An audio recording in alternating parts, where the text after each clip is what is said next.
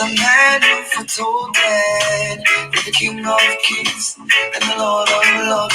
And the prophecy tells us that Jah revealed himself to be seen by all, to save his people from poverty and to get them out the dead struggles through. The teachings of Jah. So I said the teachings of Jah.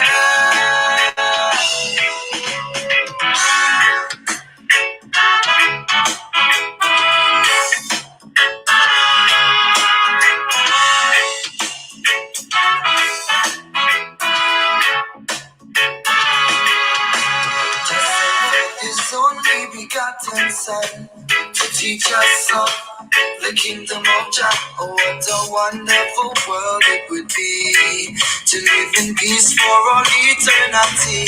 He came to save his people from poverty and to let them know the dead struggles through. The teachings of Jah. I said the teachings of Jah.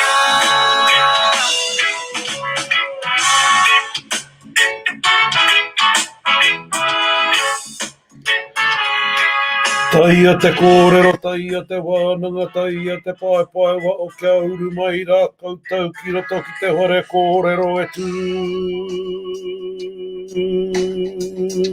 Nei. Tēnei te pō nau mai te ao. E te iwi tēnā koutou, tēnā tātou katoa i roto i tēnei pō. Ko Jay Wilson tēnei, te mii atu nei, kia ora katoa tātou. E rere rā te motu nei ki roto ko i o pari aka. Ko ia nei ko te rā o te pāua. Ko te pūrepo tēnei tuku atu ki runga ki tērā kāinga i te take o maunga taranaki. Ko ia nei ko te pāua e maima arati ana e nā o tātou kei te pari akatanga o ngā mātua. No reira e mi atu ana, nā koutou i āpai, me ki nā tātou. Me te mei tonu, ki te kiingi Māori, kia kiingi tū eitia, nāna tana ta māine te pui ariki a ngā wai ono i te pō, i ari atu ki waitangi i te rangi nei, kia uru atu aia ki roto ki tērā o ngā tarati, o te motu, e tautoko ana. Me ngā tangika, tēnā koutou. Kia ora tātou. Kia ora everybody. Jay Wilson here from Jay's channel. And tonight we're here for Taite Talks.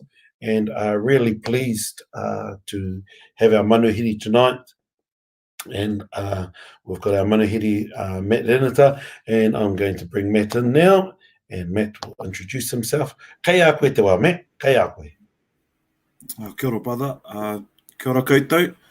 Ko wai koe. Ko Matt Renata tēnei. Ko wai ahau. Ki te tau o toku pāpā. My koro, he was born and raised in a place called Waikaremoana, ki Tūwai. And also have whakapapa links on my koro side to Tikapa, which is just down the road from Waiomatatini, Ngāti Porou, Waiapu, and also Ngāti Kahununu ki Wairoa. And on my nana's side, we're whanaungas up the river, ko Wanganui te awa, from mainly from Pungarehu, but also whakapapa to Parikino and Kaiwaiki as well. And ki te tau toku māma, no India o ko tūpuna. So we come from the west side of India in a place called Gujarat. Engari, born and raised in Te Awa Kairangi, the original name for Lower Hutt, in Wellington, but have been living up in Tamaki Makaurau for the last 2 years with my wife Rachel. We've been studying a bachelor in Indigenous theology, and it's kind of blowing our world apart at the moment. Especially, being able to connect down on the whenua ihu mātou, and kind of we've got theology happening in this institution over here, and then kind of hearing the whenua, feeling the wairua over here, and then kind of smashing those two together has just been pretty amazing. But yeah, it's good to be with you, brother. Sure. So thank you for joining us tonight, Matt. And people, just apologising if there's any issues with the tech tonight, because the internet connection here in Motueka isn't the best. Well, not. It's Taite Talks, everybody. So it's the chance to go straight into a kaupapa to discuss something. And I'm going to hand it over to Matt. We haven't actually had a talk about what he's going to ask me. So straight over to you, Matt. What's your questions for tonight? Well, we've been exploring a few other things, and we've had our kōrero before, bro, and kind of really thinking about kaupapa that's out the gate. But especially as we get deeper into te ao Maori, we start to discover things that just really excite me. Especially when we get to, I've been a youth worker for the last 12 years, so when we get to talk to them for rangatahi. But one big one, bro, is this kind of thing around, time and te ao Māori and time. One of my last tikanga rangahau that I was doing for one of my papers was looking at the maramataka and seeing that kind of way of reading time, the rhythms, the vibrations, the timings, the seasons, our tupuna, they live by that time. And then all of a sudden you get this kind of other time coming in, which is the Gregorian calendar, and it kind of slaps itself on top. And so I hope it's okay to say, but I feel like time has been colonized. Is that okay to say that? Yeah, well, it's one of the biggest colonized. Yeah. And so he aha tō whakaaro around time, and more specifically, there is, you do your ones on Tuesdays, which is reading the environment, interpreting the environment. But I was more like hearing these kind of stories and these pūrākau and just whakapapa around how, when the tohunga used to travel in the waka with whoever the captain is and whoever's in the waka, they could kind of like go ahead of time and look to see, we actually got to go this way because that island or that whenua is that way. And so they kind of like traveled out of time, but they were still in time. He aha tō whakaaro, bro, do you have any thoughts around te ao Māori and time? And the first one is around seasons. And so, yes, our tupuna followed a lunar calendar, and rangi mā tāmua hene, hotanene, and Renata Mākiha, they're great people to connect in with, to give a more thorough deep dive into those kaupapa. But at a very simplistic level, it's a 13-month lunar stellar calendar, which also coincides with different changes through those seasons. And so that's one point. The other point is around two things, I think, around the tohunga and them being able to see ahead of time. And there's two parts. One is our tupuna did astro travel, and they did that, but also you look at some of our names on our landscape, and they actually describe how that landscape looks from the sky. Oh. And there are many examples of that. And they could only ever have been named if they were flying. And so that's another connection to astro travel. But the word matakite is a word that we use for a seer. Mm. And the best explanation I've heard is from somebody I had as a Manuhiri for Taite Talks earlier on, Garrett Cooper.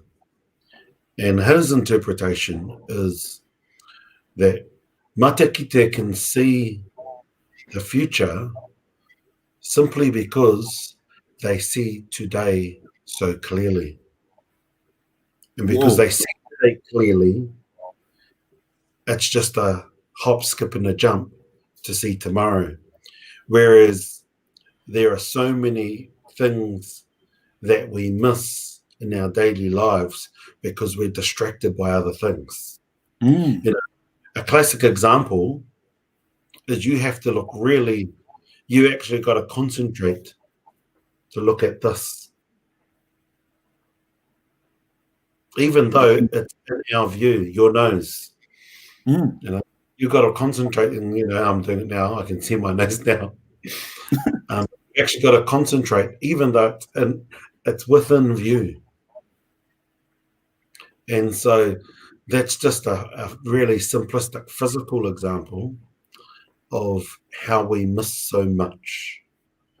And a lot of that has got to do with a phrase that I learned in Hawaii, the cacophony of modernity, where the noise of today distracts us. And as part of that distraction, we then can't see today clearly. Far. So, when I think about your question around time, the Gregorian calendar has been one of the biggest colonizers of us because we now want to do everything on the date that we are free rather than when it's the best time for us to meet. Oh, super. Yeah. And so, classic example is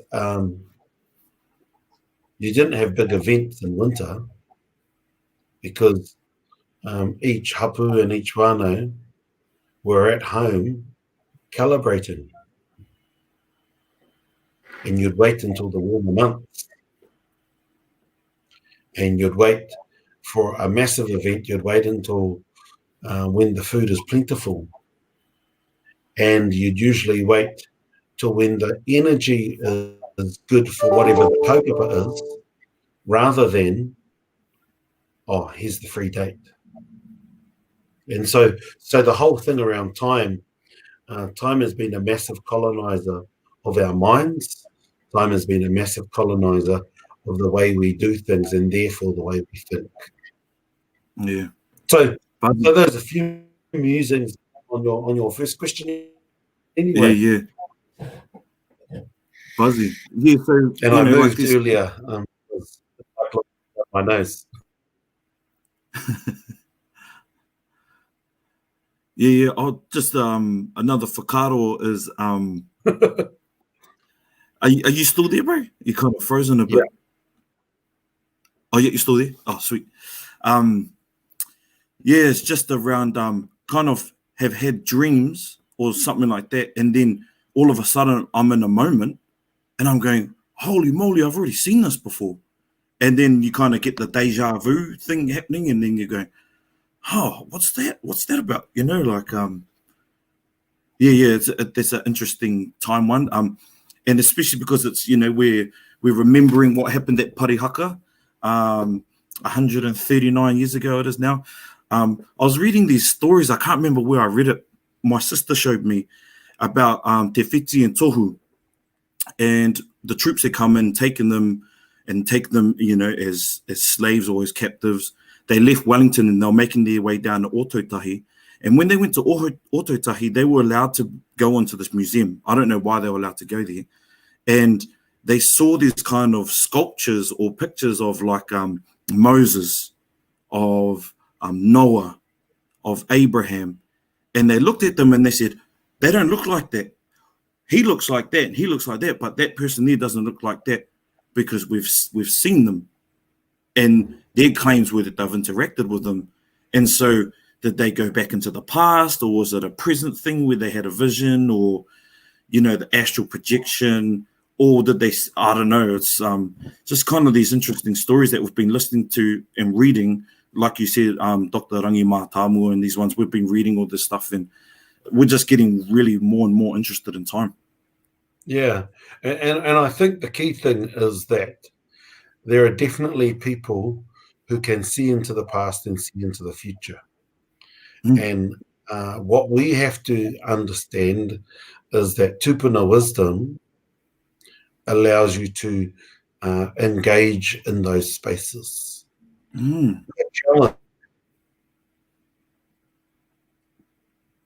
Challenge some of those conversations because the system doesn't like us talking about that, and the system is more interested in us focusing in on the logic brain, which is not helpful, because we have to be focused in on our taha wairua, our taha hinengaro, and our taha tinana. And when you don't engage in all three, you can easily go off balance. Yes. And so the system is encouraging us to stay off balance almost. And some of that's got to do with control, but also some of that's got to do with us allowing to mold ourselves and fall into what the system sees as being right. That's exactly right, bro. One more partai, bro. Just, I mean, I'm interested in your whakaaro, but you know, a lot of stories we then are starting to read, like that we are now going, man, this is for real. Is that some tohunga or used to teach whakapapa to tui. They used to have this intimate connection with the whales, actually speak to the whales, hear about their journeys all around the Pacific. All of this, for me, it's like real out the gate, but I'm loving learning all of this mātauranga. What's your whakaaro on? So we kind of touched a little bit on astral projection and stuff like that, but you know, like the stories of Maui being shapeshifter, all of a sudden he's a manu, and then now he's a tohora, you know, kind of like astral projecting into birds, you know, and getting that bird's eye view, or were they actually leaving their body and are unrestricted and could leave the atmosphere and look down? What's your whakaaro on that? It's funny because we were discussing this today. That you don't speak te reo to the manu, you speak manu to the manu. You speak rako to the rako. Yeah. And there's a classic saying from home, don't talk about the river, talk to the river. You know, kauaka e kōrero mo te awa, engari kōrero ki te awa. And as I've been saying on my Tuesday coho sessions, it's not about waiting for the hour to go, hello, my mokopuna, I am here to guide you.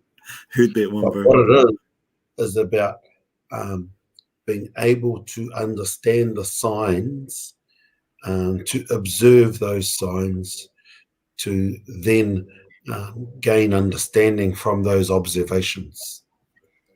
And that's how our tupuna were then able to talk to things like tohora and tui, is because the beautiful construct that is the Maori worldview places us at the bottom, where we are the taina. And even though we have the ability to do certain things, it forces us to enter into a relationship of respect with everything else around in the natural world. Wow. And therefore,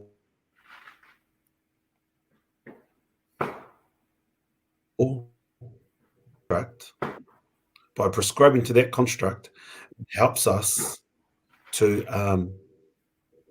build a view where there's enough for everyone. Wow. See, that's beautiful, man. That's amazing. That's how you live in a sustainable world. And give back before you take. Yeah, so we could probably carry on a bit longer, but I'm mindful that the internet connection is a bit crap tonight. Oh, can we just carry on, bro? I was going to ask you this one last question that I've got. Yeah. So, I mean, bro, honestly, bro, that's beautiful. And for me to aspire to a world where that's normal for us, you know, like 20 years time, we're going to hit 20, 40, 200 years of Te Tiriti o Waitangi and Aotearoa. I dream and imagine an Aotearoa where that's normal for us. That's beautiful. We are in sync with Te Tai Ao. We're in sync with ourselves. We're in sync with our whānau, you know, all of those things. However, there is a system and a structure that is governing our nation at the moment that is a Westminster construct. I hope it's okay to say this because I'm using big words here, but I feel like it's holding us back, bro. And when, you know, I was hanging on the edge of my seat when I saw Rawiri was going to get in, I was like, oh my gosh, you know, the bro, he's gonna cut tracks for us, you know. And then just watching his journey, and he's, you know, giving us updates all the time of this needs to be decolonized. We've got to pledge our allegiance to the Queen. There's nothing about, you know, te ao Māori, te tiriti o Waitangi tangata whenua in there. Just loving watching his journey. But what's your whakaaro on decolonizing our nation from a governance perspective? Is there a chance or a possibility for a dual governorship for our nation? Is that going to work or not? You know, what does it look like to decolonize it, to get tangata whenua back in the place where they should be governing from?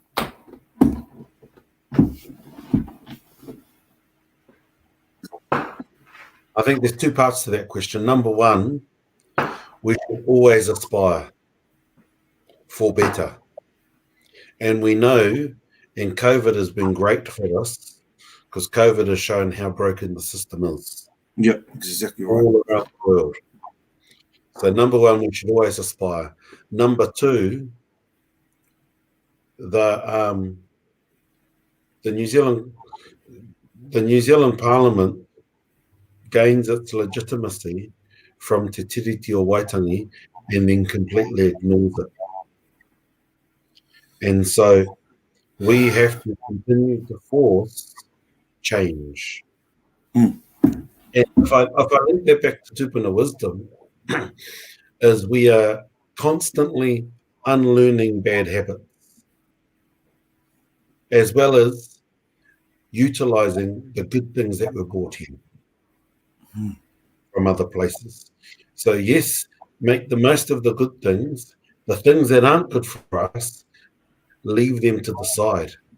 But more importantly, there are so many things that are happening where we were told, you don't do that, you do this. And now, because an American psychologist says this, and this should happen, oh, we better do that, even though it was beaten out of us. So what's happening is that the Western world is catching up to many of the indigenous practices. Let's go. Be beaten out of us. And it's now our time to remember. And deliberately say that we must remember to remember. And some of that takes a lot of shedding of noise and pain and trauma before we can even remember to remember. But we must do that, and we must have a hope and aspiration which will help us through that. Often rocky journey, because you know, there are many things that continue to be revealed from the past because the consciousness is now ready. You know? So that's an exciting, you know, it's an exciting thing. The consciousness is now ready. And I think the more that we continue to ask questions like you've asked tonight, the better we'll be in helping each other grow and be well. Mm. Mm.